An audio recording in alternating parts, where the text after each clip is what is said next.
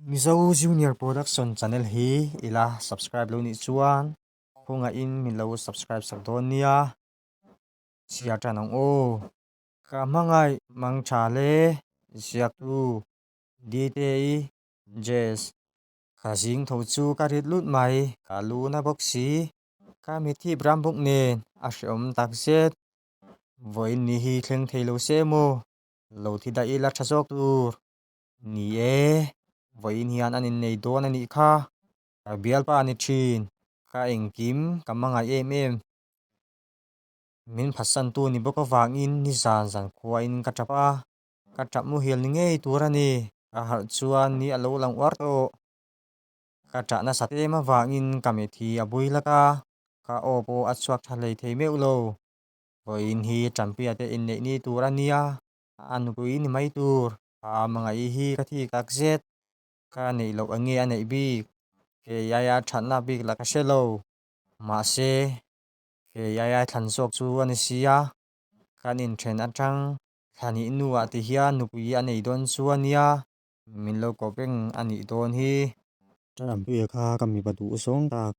lo song to chi nang mi se nei ania azia dam dia pa mi patong tle mania ama alianin a leitung viawa asui anga bok mi a kel theile a bula om anuama a ha dam thlak le bok ilem po soila soibuai nei ngai luwa ngun dovin alo ngai thave thin achangin anui le suk suk thin mi pa ma ni se biang sum moi ta ka neya anu isongin akwal le ka thin a im me le atilang palia lia bok asam hi a kel deuh le ka ama shim shim hi ka soi tiam dan ber chuan mi pa fam kim ta ka ni ma se ti hi a thu le thin ata ani to lofa mi pasal ni mai tur ani kaphal lo kalchel the boxi lo ana e mani chuta in haule in ti thiam lo na po om lovin ti hian kanin kar ati to pa a to tu chu ke ma ka ni ani chuan vo in anu pui anei don tran pui anu pui ni atangin thakhat aliam to ke ero chu dam tik ni reng ka nei to don le mati tur khopin kana a thlak le na zwal tel tel ngaya ka ho boxi ka sei tiam lo ani chu are maka mu tur tak ngal pu a om to lo ni e mu tur po in kaleng chu ngai lo shim shim ke hi lan sang ka ni a sang ti immin ko thin class ka kal le a re rubel lo de vin class a chuan ka thut tuan ve thaka ka thiam pa Stephen anen ka nin phur ho a in ka thleng chu ka chaw le zana chuan Stephen anen boka nin bele a felin min ngai sak le bok Stephen a hi tampi a thiam pa ani a chu ta tanga asia kan ke chu BA first semester kania ka thiam pa Stephen a ero second semester ani classroom a chuan kan professor in explain mol mola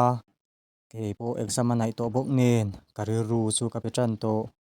an zilai po thataka ti ka tumbok champi ka ngai na po zoi zo in a re tel tel to a kalom lir le exam kan zo chu ka thian nu lupui nen chuan kan bazar pa a restaurant a thil ei pa in reilo te kan chawl loka chu kan tum lai tak chuan champi te nu pa lo lu tu nen kan in to ka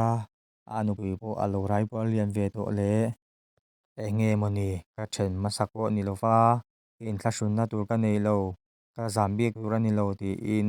ka in fui mot mola chuta hoi sang va in ka va pa na in mo va khat ve in dam mo ti pa in amita ta ka mela min mel thangam mi ulo hlel dang soi to lem lo chuan lupu in kan in zui chuak nga la kan chuak chu ka thodeu ko rin lo ka rin thla liama Christmas kan nai ve viau to bazara po mian tamin traffic po azam na sa to le mi pui zinuai nuai kara chuan Stephen anen kan in no ve zela kan leng ve thei sel tun thla ni somni panga hi ka birthday ania vo in hi ni somni pathum ani ka birthday gift tur lei tur in min chua puya dor pa khata kan luta ma se kan du song chu kan mulo dor danga kan lu le thina ka duang ta ka mulo a to lom boxi ya ka in thashung ani a to pa zong ka duang cha sana ka mu ve talul mai a silver color ania a lian lem lova a to lem lo bok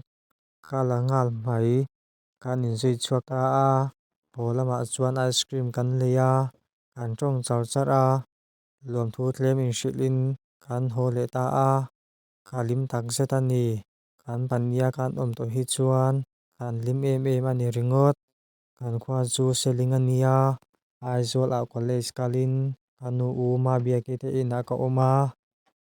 an chhungkua an fel bawk a hre awm ka ti lem lo Christmas kan khua a mang turin kanu in min cha awangin naktu ka haw turin ka in siam a Stephen a nen pawh phone call in kan in be ve renga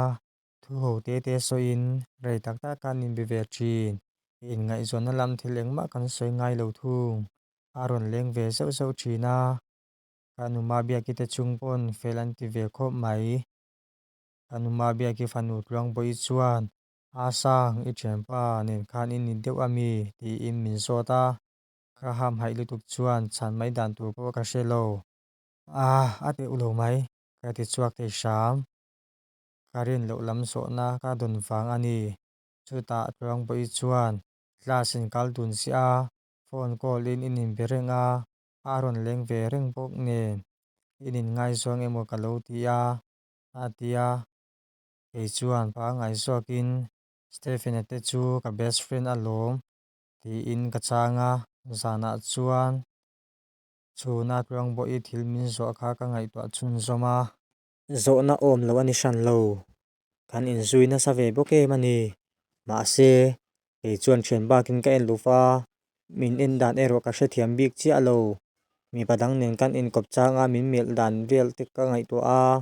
min duh ve deuhah chuan ka hria ka in ngaih bel zawk pawh ani thei tho kanin ka ngaih tuah chun zawng peih tawh lo tih in ka en le thawk a kamu hil ngal chu ani mai kan in kawtah chuan Stephen a ngah pa in ka vei tawn sek renga a lo thleng har ka ti tawh leh reilo te a rawn lang ve thei ta hram changawt kawn atang kan in panna kawng a chho ve bawk si a ani ke in a lo kal chu ni in a lo thleng chu thawk a la ngal ham ham a ke ka lo nui var var thung kan in zui chuak a ka suitcase chu kalkawngah chuan a hnuk thla a kan ti renga kan ri thla leh hawk hawk tawh kawn kan thlen chuan taxi kan changa kan hmuh vel leh kan thu lut ngalvat motor a tam bawk si a tlan chak thei lo traffic jam ah kan tang renga sumo counter kan thlen tep tih ah chuan driver chuan hetah chuk mai ro u a hnai tawh tho a tih avang chuan ka chuk a ka lawm e aw ka pu ka va tia Stephen a chuan ka lawm e tih pawh a ngai lo kan bungrua a tam tih pawh a hre renga min thlenpui lawlaw se tha tur ania tih in a pun bul bur renga ke ka lo nui ringawt kalkawng a chho bawk si nen ni a sa bawk si ka suitcase la a zang bik bawk si lo nen a hah thlak ve pian mai kan khawt sumo ah chuan ka chuanga lim takin kan in vai liam ta a Christmas leh kum thar pawh chhungkua in lim takin kan mang a Stephen a nen call in kan in be reng bawk rawn chuk bat rawh tih hi a sawi tam ber ani a chang leh a khawhar thlak a tia inga awm a ti thu zep lo chuan ke pawh in ka ngai ve tho aizawl ah ka chuk leh tawh a Stephen a nen kan leng chuak a bike a khalh chu a khalh buang lem lo ka phun nial ni a ringa mun fiar rial ve deuh kan thlen chuan a ti dinga thui lo te ke in kan kala mun nuam leh mawi em em chu kan thlenga thlir a thaw heu heu renga a van nuam em em ka ti chuak sap kan kal thin dawn nia a ti leh mai midang ang lo takin a ngawi chawi hle a